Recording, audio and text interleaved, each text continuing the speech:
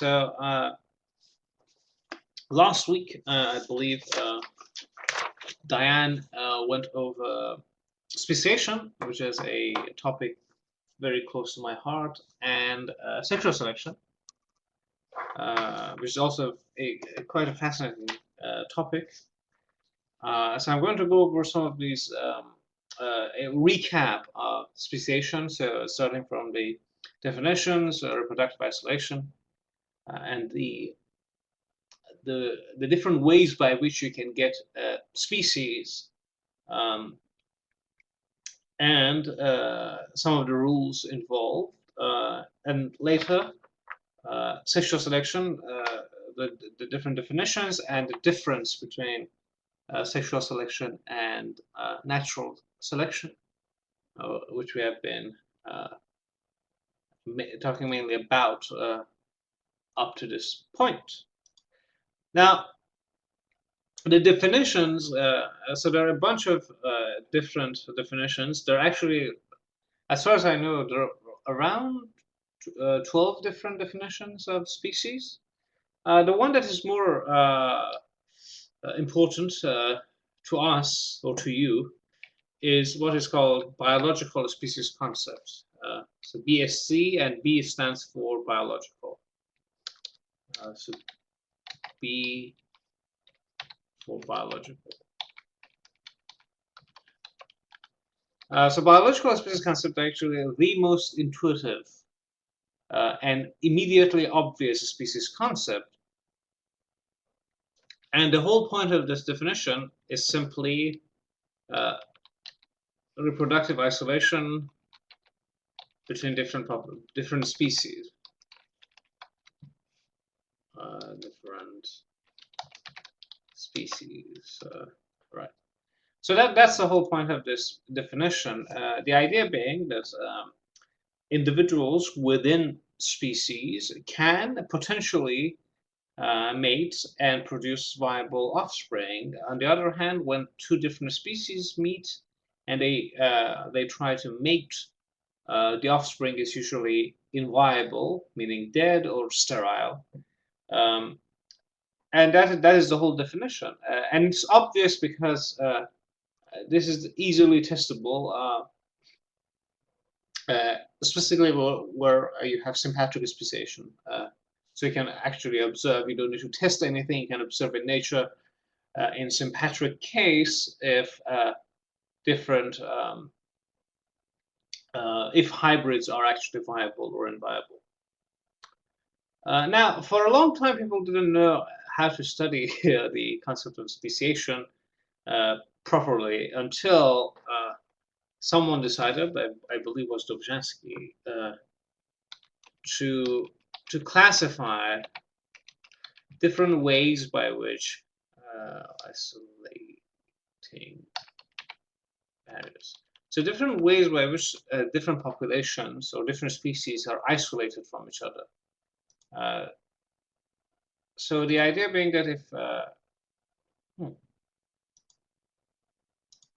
if we have a species A and then a species B shown by red, the question is, why isn't there gene flow?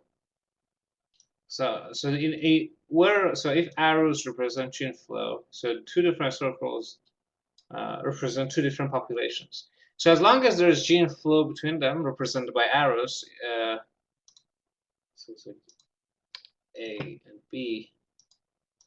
So as long as there is gene flow, there should be no distinguishable, no way to distinguish between these two populations, because the gene flow is going to make them quite similar to each other, and hence you wouldn't be able to differentiate between them. But if you were to stop gene flow over time, they're going to. So if we stop gene flow somehow, they're going to potentially become two different species. Now the question was, how many different ways are there for populations to be isolated from each other? And one easy way to look at it is to group the different barriers by what's it? In relation to the formation of zygote. So when sperm and egg meet and they form the zygote, so barriers that happen before that event are called prezygotic. Pre simply meaning before, so before the formation of the zygote. And the other barriers that are not, that happen after a zygote has already been formed, are post-zygotic. Right? So simply you have barriers that are before pre-zygotic, so prior to the formation of zygote, and post-zygotic after the formation of zygote. Now, in the case of prezygotic, this has to do with all sorts of barriers that would stop different organisms, different members of different species, to potentially meet or mate. So zygote shouldn't form if there are any prezygotic barriers. And some prezygotic barriers are simply different conditions that result in the species never coming into contact with each other. For example, if you had ecological barriers, it means that they say that is a form of prezygotic barriers, ecological. It simply means that different species live in different ecological niches, and so they are utilizing different resources and they depend on different environments, and so they never leave that environment to meet each other. Like they literally live in an ecological bubble, and as long as they're in that bubble, and those bubbles are totally distinguished from each other, they never meet, and so they will never mate as well. Sometimes it's a little bit more nuanced than that. It can be behavioral. In the case of behavioral patterns, so mating is usually defined as a series of behavioral cues or patterns.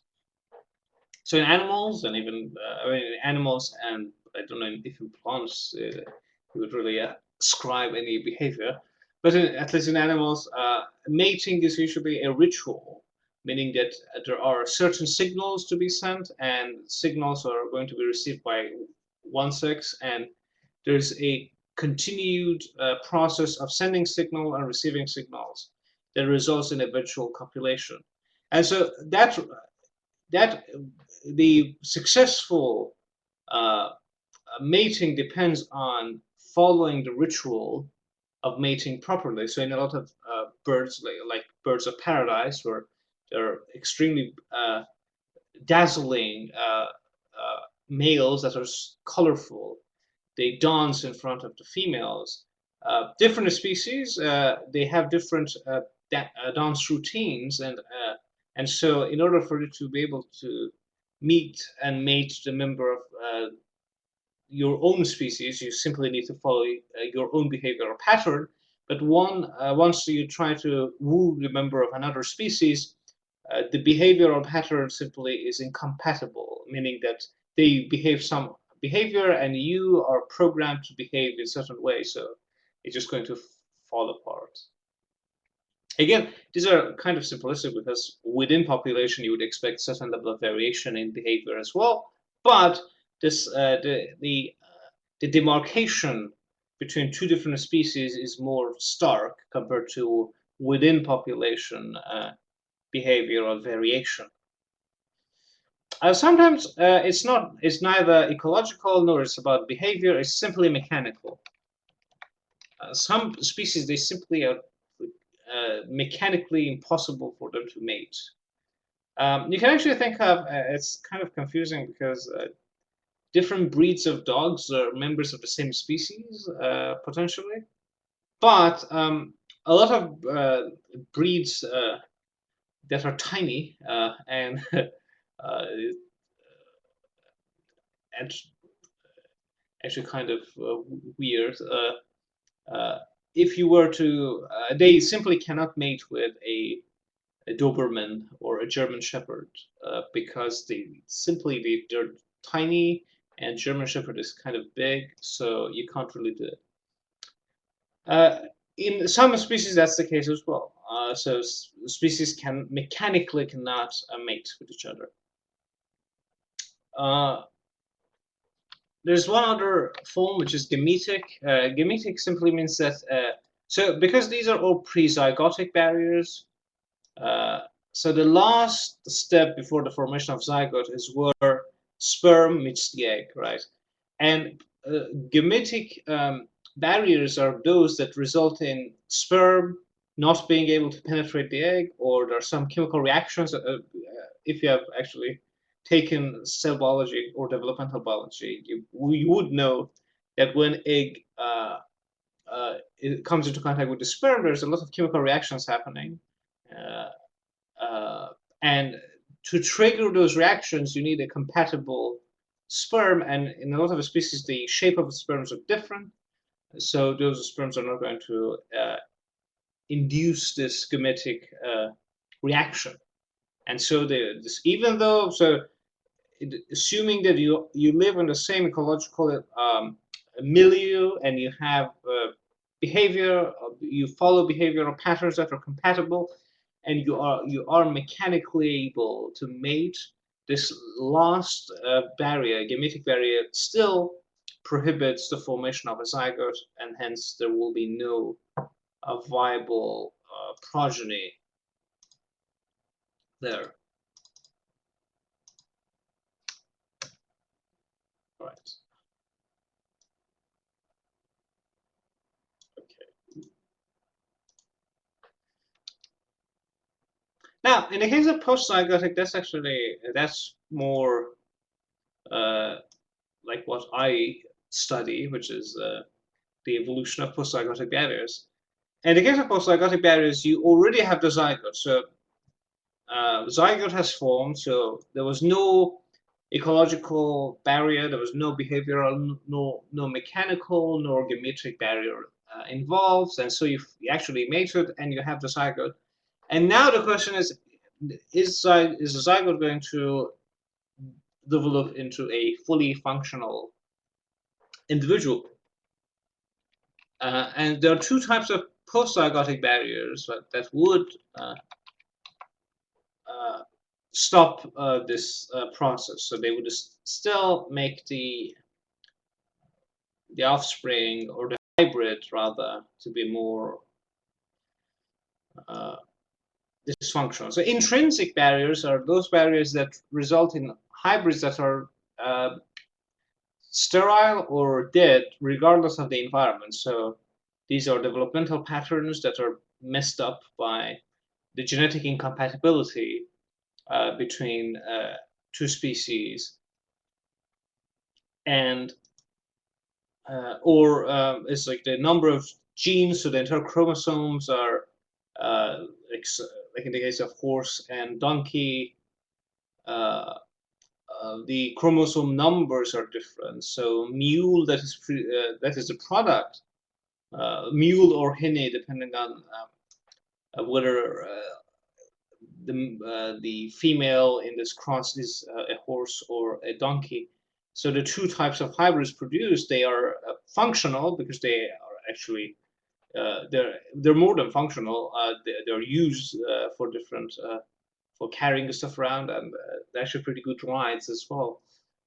They themselves cannot reproduce, and that's because the number of chromosomes were different in the parents. So I believe horses, they have more chromosomes than donkeys. So in the mule, you simply can't produce gametes that are viable. Now, one process that results in intrinsic post-zygotic barriers is what they call the uh, Dobzhansky-Muller incompatibilities.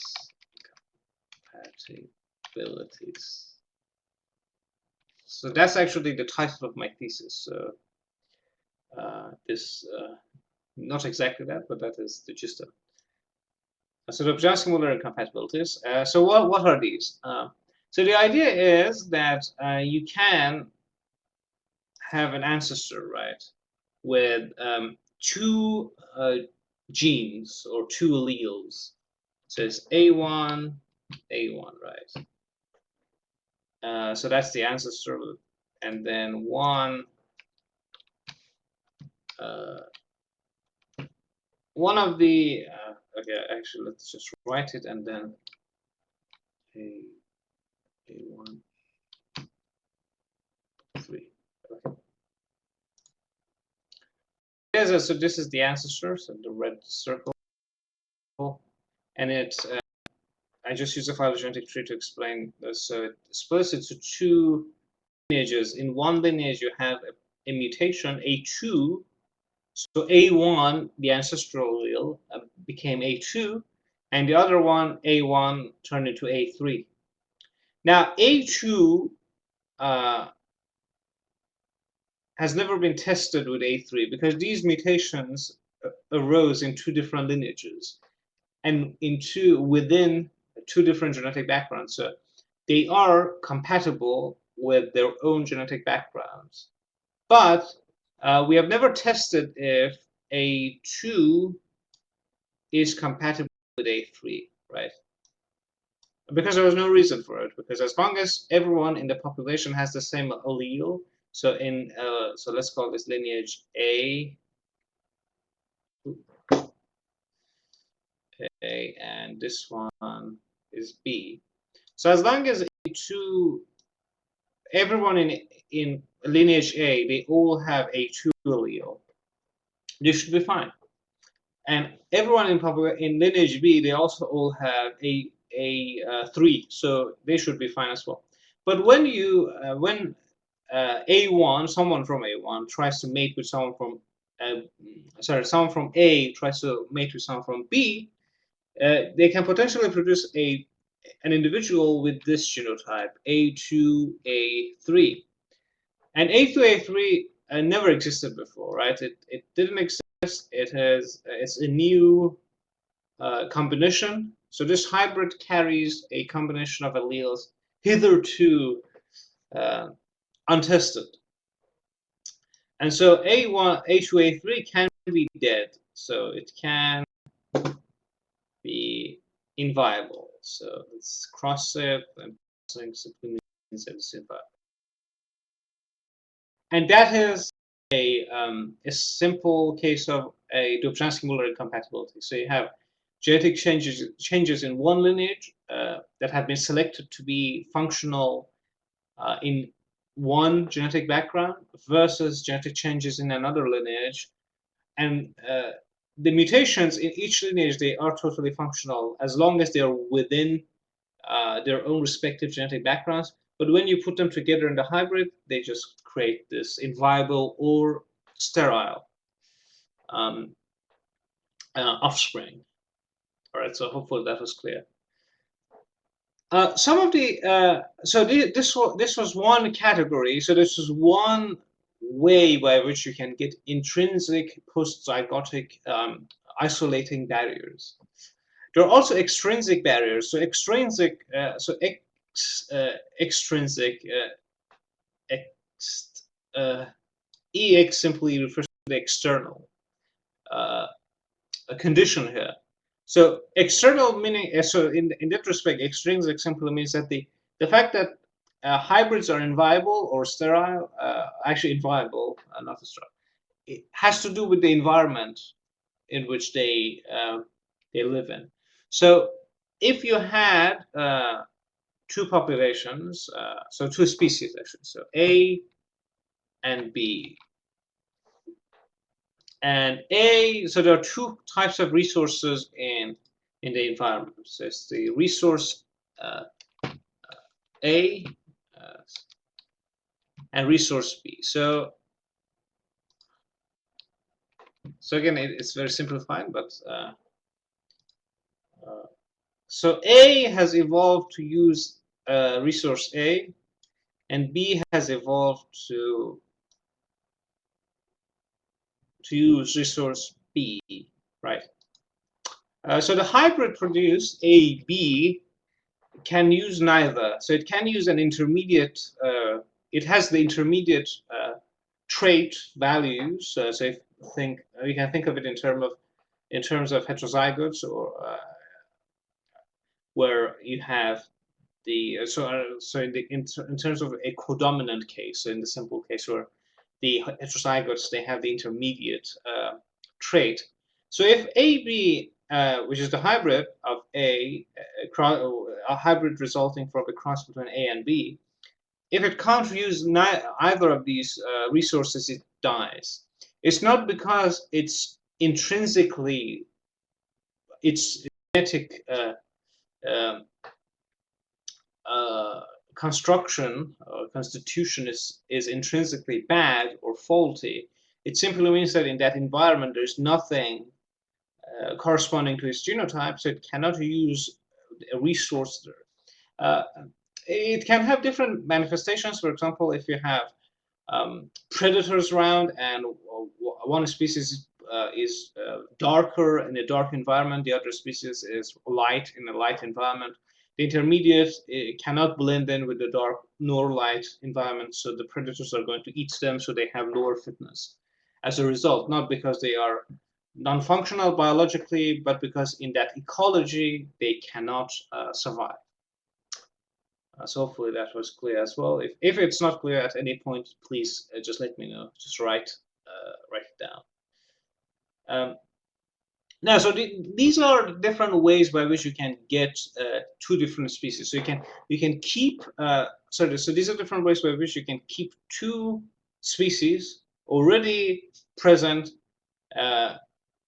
from mixing with each other. So these different barriers result in this species with distinct and delineated boundaries, right? So you have actual species. But how can you get different species? So that's the question of speciation. So it's not about isolating barriers, but it's about speciation. And the speciation can happen in several different ways. So you can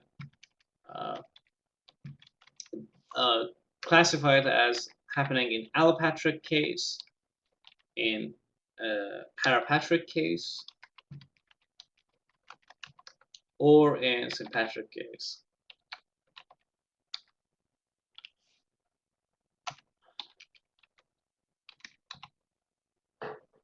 All right. So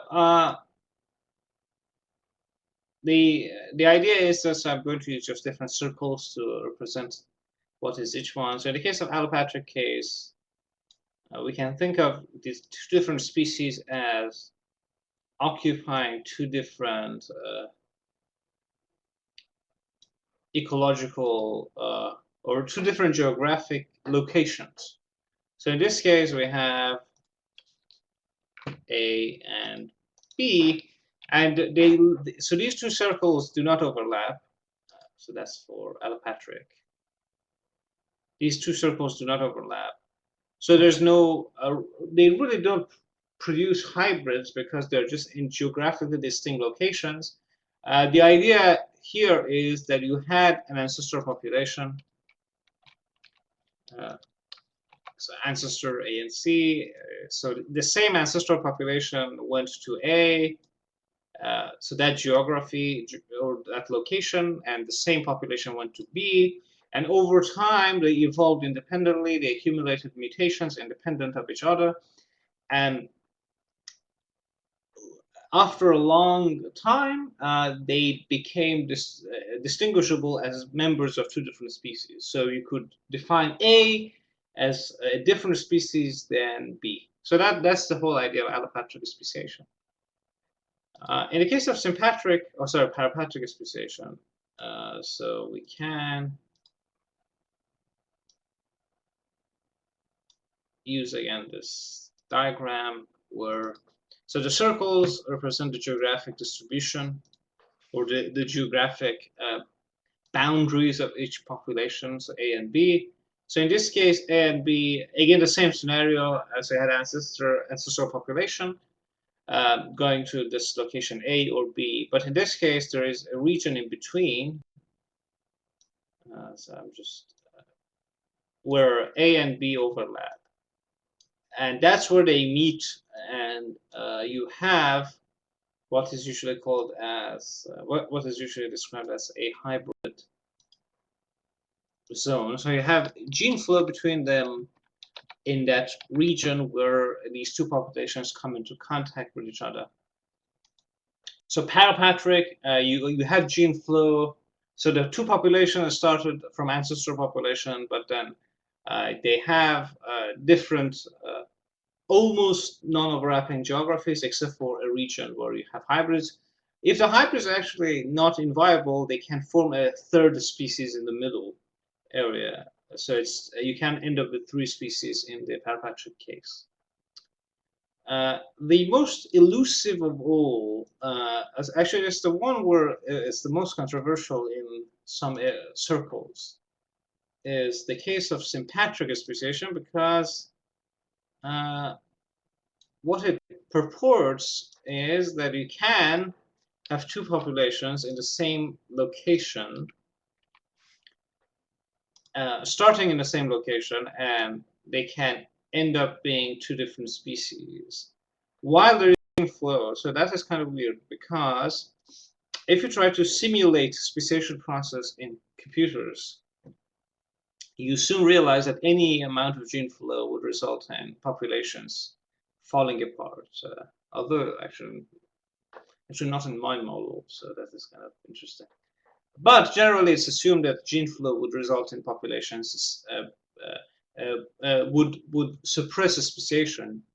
So it's usually perplexing that in sympatric case you have two different populations in the same place, and yet they become two different species. There are different ways to explain it. I don't think it's necessary here to delve too deep into that scenarios.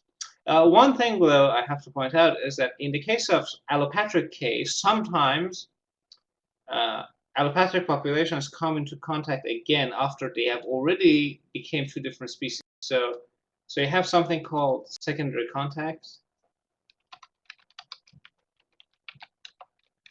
So what it means is that you had allopatric speciation. So you had ancestor population split into two populations in two different locations. And you ended up with two different species. And eventually, somehow, through some sort of geographic incident, these two species now come into contact again. So you have a situation like the parapatric case, where you have hybrid zones. So secondary contact is going to introduce hybrid zone to the allopatric case, and it's going to actually result in selection against hybrids. If hybrids are inviable or sterile, secondary contact is going to result in what is described as reinforcement. So how do we do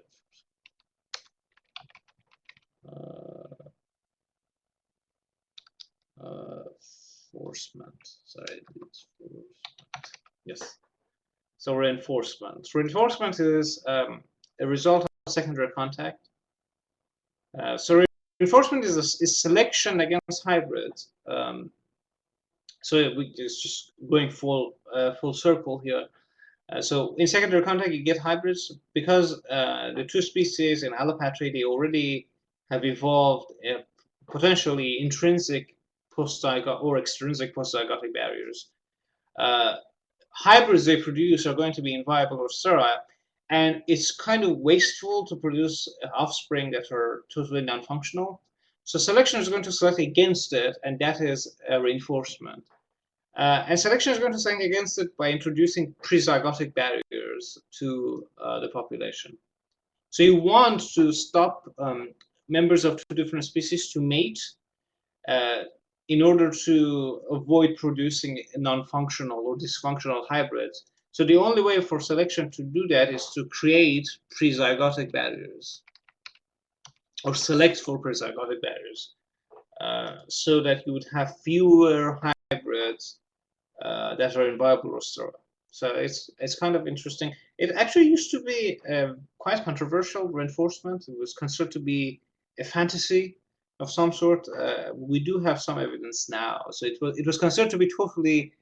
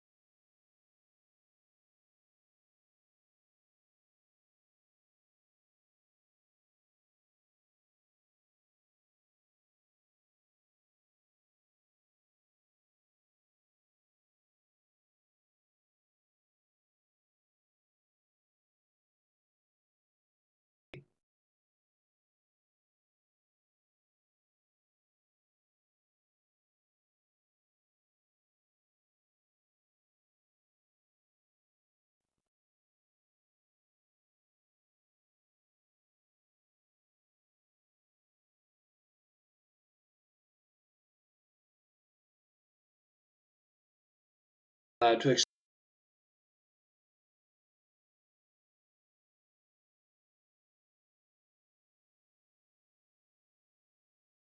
explain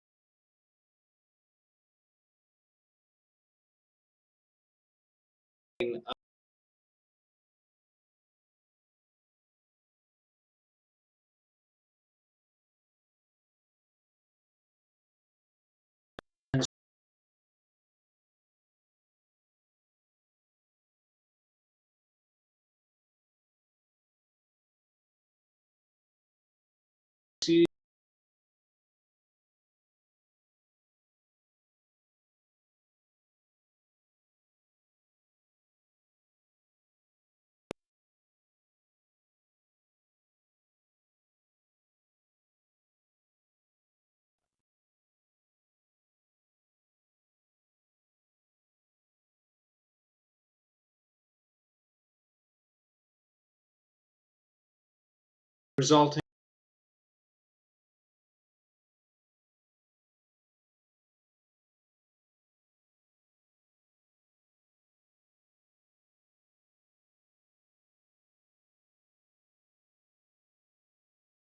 speciation.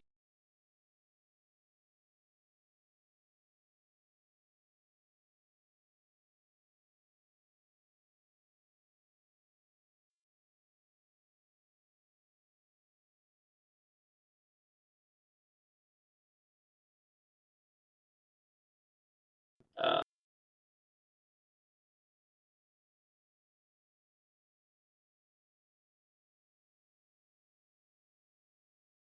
um,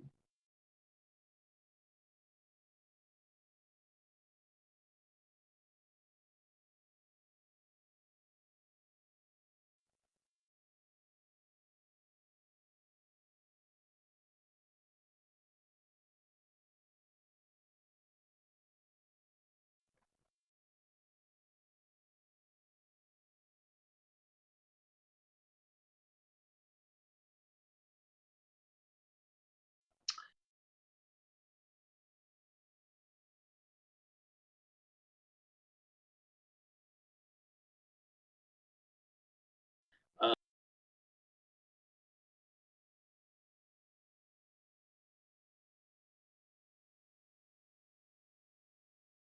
uh,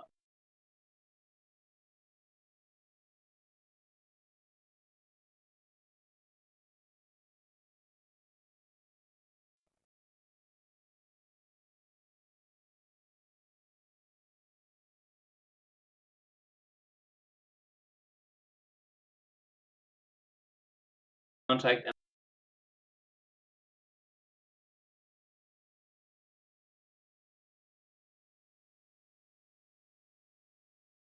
and how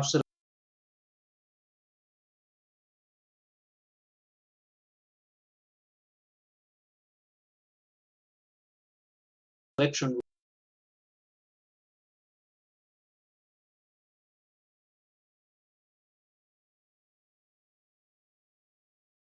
would react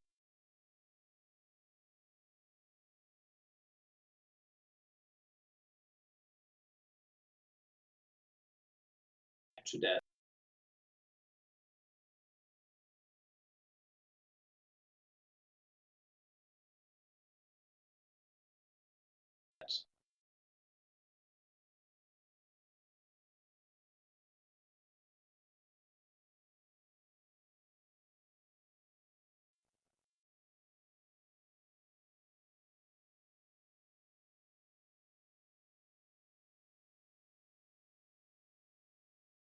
All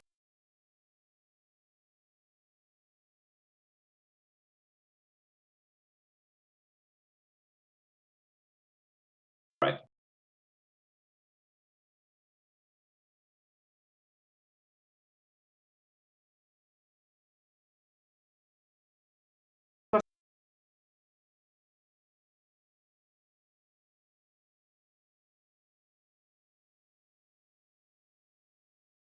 Questions so far?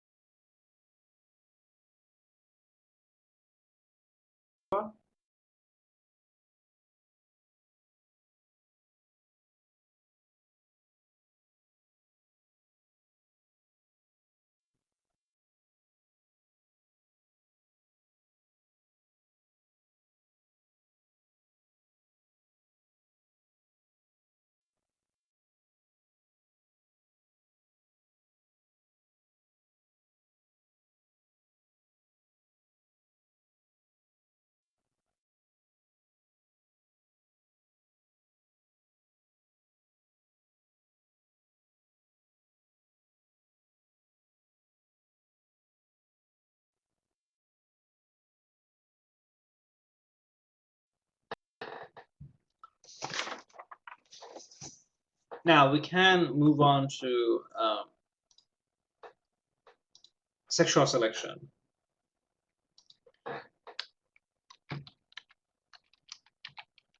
Sexual selection is actually quite interesting. It has a very interesting history because Darwin and Wallace, so the two uh, discoverers of natural selection, they had different ideas about how the importance of sexual selection and how much it would act against selection or not. So, just as a reminder, so far what we have been trying to understand as far as selection was concerned was what is described as viability selection. So this is the type of selection that happens on the ability of an organism to become viable. So it's from the at the zygote stage through development, through adulthood, you have a probability that you can survive that process, and that is viability selection. Sexual selection is after that, so that's when you are trying to find a mate, uh, and that also is going to confound the problem of calculating the overall effect of selection on someone.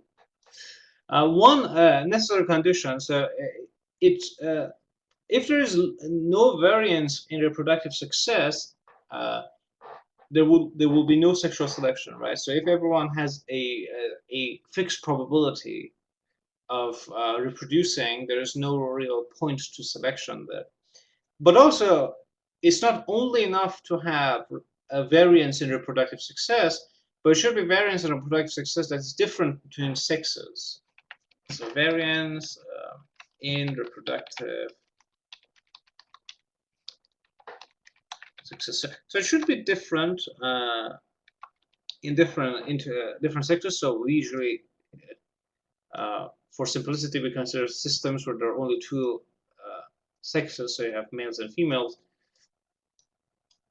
And so this variance should be different in males and females. So we can, if we consider different types of birds, for example, females usually have a fixed, roughly fixed reproductive success. So there's very low variance in female reproductive success because females produce eggs and they lay eggs, and so they have a ton of responsibility, but they can also they can be sure that they can produce offspring because they are the key component in this reproductive system. That's the same in mammals, right? Females usually have an average likelihood of having offspring because they produce the offspring. But males have pretty high variance in reproductive success. So it's high variance.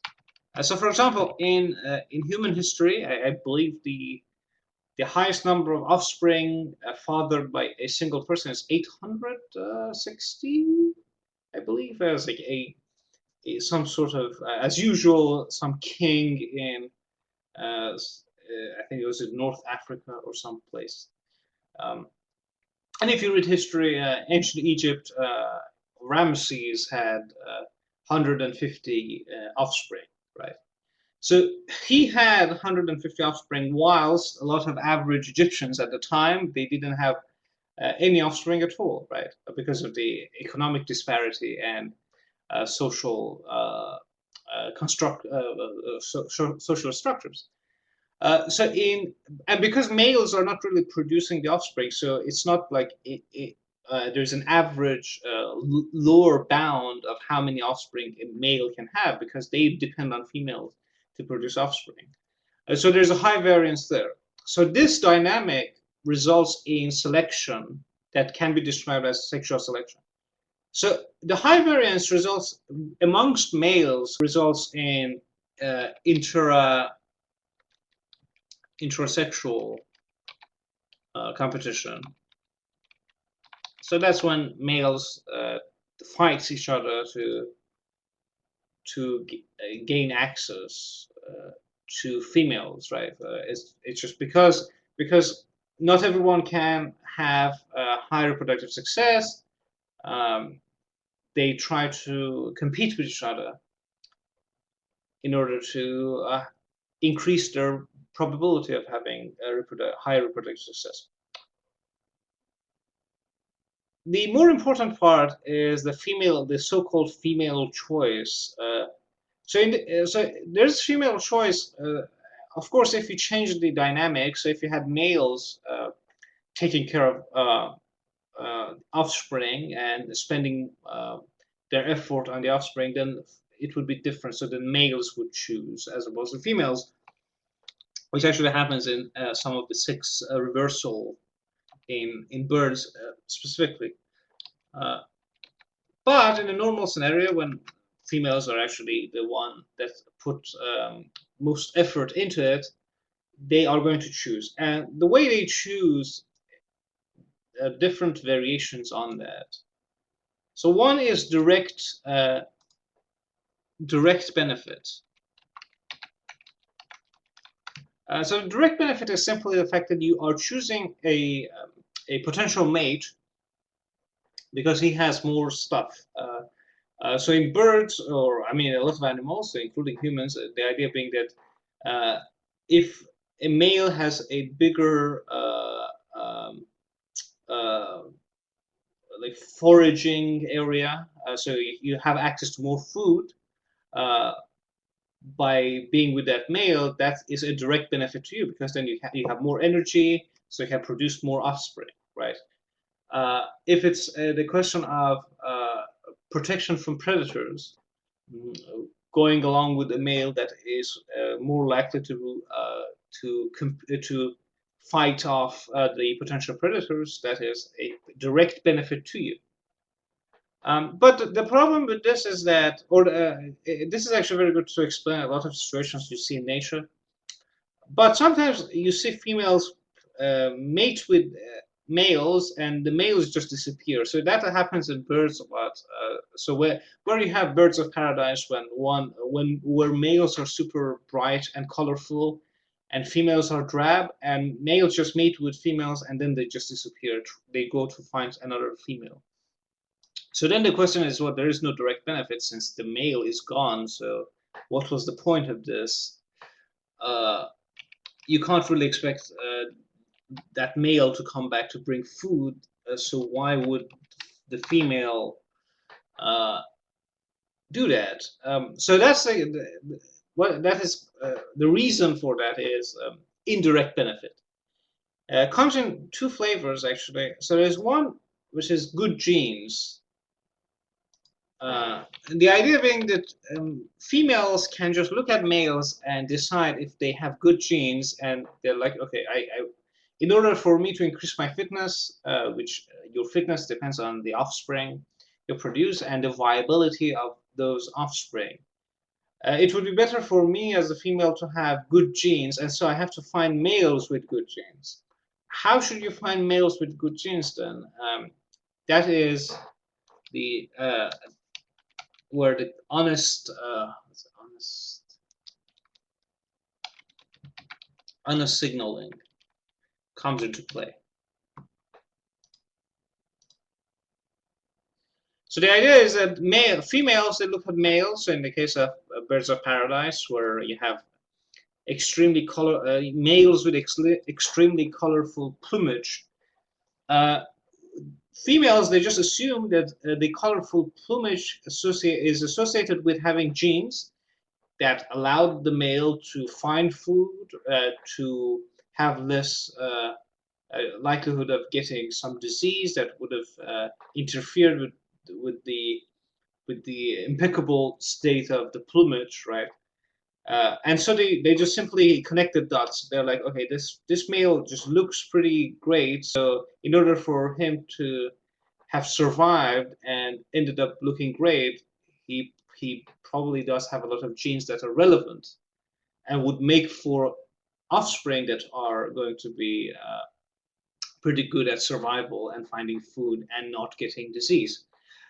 For this system to work, the signals, of course, should be honest, meaning that if the signal for being a good male with good genes is simply a dot on your forehead, that wouldn't work because males that are pretty bad at survival, they can also fake that because it's a very a very cheap signal. So for a signal to be for the system to work and not break down, you need signals that are expensive or costly, right? And in the case of your plumage, colorful plumage is pretty costly to sustain. In the case of a peacock, the tail is pretty costly because actually the tail makes you kind of clumsy and you can get eaten by the predators, tigers specifically. So that is a very costly trait to have, and for you to have that trait and still survive and still be ready to court females, that really signals the fact that you have pretty good genes. Sometimes it's not actually about good genes. It's what is usually described as sexy sons. I mean, you can also sexy daughters. So these are not really traits that are necessarily beneficial, but these are traits that would increase the likelihood of you mating. So in the case of peacock, the size of the tail is pretty uh, useless. I mean, it attracts females, but it really makes you a target for different predators. And so it's not really a good gene to have, but for a female, when you are picking the potential mate, uh, it would mean that the gene for having a big tail is going to be transmitted to your offspring. So your offspring are going to also have a high chance of mating because they're going to have bigger tails and they're going to also be able to persuade females that uh, they are the men for the job. So you can just decide on sexy sons, and so in this case, it's not necessarily simply genes that are good for survival. There are genes that are good for sexual selection. So it's kind of a is a positive feedback loop. Uh, we talked about female choice, but sometimes males actually utilize a sensory bias in female reproductive system, not reproductive system, actually behavioral system. So the idea of sensory bias actually comes from etiology, which is the study of animal behavior, where so this was discovered in the 30s and 40s, and they actually won a Nobel Prize on that. So it's Nico Tinbergen and Carl von Frisch. So the idea was that there are stimulus, a stimulus